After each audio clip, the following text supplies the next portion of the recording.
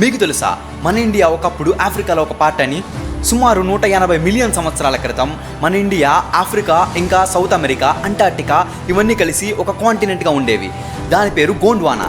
Tectonic plates కదలిక కారణంగా మన ఇండియా నార్త్ వైపు మూవ్ అవుతూ వచ్చి ఏషియా కాంటినెంట్ని ఢీ కొట్టింది. అలా ఢీ కొట్టినప్పుడు హిమాలయాస్ ఫామ్ అయ్యాయి. అదేవిధంగా ఇప్పుడు ఆఫ్రికా కాంటినెంట్ కూడా రెండుగా స్ప్లిట్ అయిపోతుంది. దీనికి కారణం ఆఫ్రికా కాంటినెంట్ అనేది రెండు వేరు టెక్టానిక్ ప్లేట్స్ మీద ఉండడమే.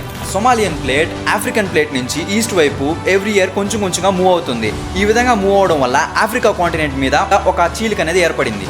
ఇదే కొనసాగితే సోమాలియన్ ప్లేట్ మన ఇండియాని ఢీకొట్టే అవకాశం ఉంది. అలా ఢీకొట్టినప్పుడు సోమాలియన్స్ ఫామ్ అవుతాయి. కంగారు పడకండి, ఇదంతా జరగడానికి ఇంకా 200 మిలియన్ ఇయర్స్ పడుతుంది. సోమాలియన్ మౌంటైన్స్ ఫామ్ అయితే క్లైమేట్లో ఎలాంటి చేంజెస్ వస్తాయి అన్న దాని మీద నేను వీడియో చేయాలనుకున్నాను. మీకు ఎవరికైనా ఇంట్రెస్ట్ అయితే కింద కామెంట్ సెక్షన్లో కామెంట్ చేయండి. ఈ వీడియో నచ్చినట్లయితే లైక్ చేయండి, మా ఛానల్ని సబ్స్క్రైబ్ చేసుకోండి, పక్కనే ఉన్న బెల్ ఐకాన్ క్లిక్ చేయడం మాత్రం మర్చిపోకండి.